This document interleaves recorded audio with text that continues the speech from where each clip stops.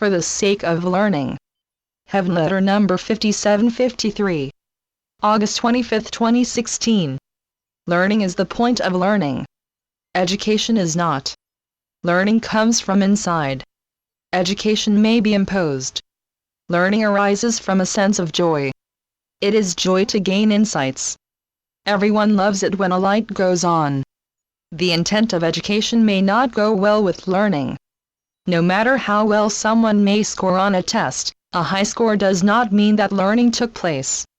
Learning is what matters. Learning is naturally joy. Teaching that leaves out the heart of the child is misplaced. Learning without joy is a hardship. A system may look good on paper.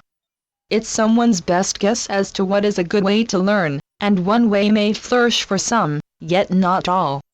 Remember the child.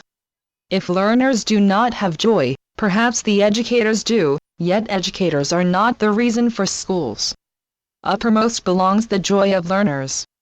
The rewards are to be interior to the learner. Each learner has a heart and soul, and his own style or styles of learning. Some teachers have the ability to make learning desirable for every learner. Hail to them. Tell me, what one-year-old does not want to reach out and learn? Why is it that at some point a learner may begin to slouch? Where did the joy of learning go? To what gain? Making learners learn what someone says they must learn does not always amount to learning. There is more than the mind that takes place in learning. There is more than grouping children together for economy in learning. There is heart and soul to learning. And, yes, I will say love. There can be joy in learning, even those subjects that a child might think he is not interested in. Interest can be stirred. Interest can be welcomed. Joy works effortlessly on its own over a prodding, of course. Sometimes children are not interested in learning a subject because it might be difficult for them to do well in it. The child is not at fault for this. The child is aware he must pass and not be held back. A fast learner is not necessarily a better learner than a slow learner.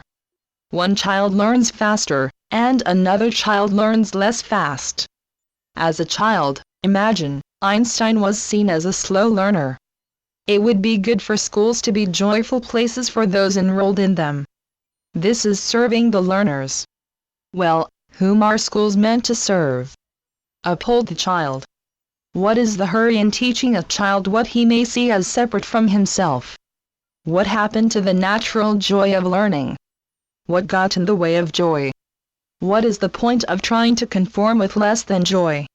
Once upon a time, learning was a precious sought-after experience. While attendance at school may be mandatory, learning itself cannot be mandatory. Once upon a time, a child's goals came from his heart. The heart is where learning touches base. Children are not automatons. Desire that your children think and feel for themselves. Let them impress themselves. If you want to open up a dam and let the water through, first you remove the blocks to the free flow. This can be done, and you can do it. Leave room open for your child's soul to soar. When a child is wanting to learn, he is not thinking of trying to achieve. He wants to discover what captures his heart and then run with it. Honor this. Channeled by Gloria Wendroff. Heavenletters.org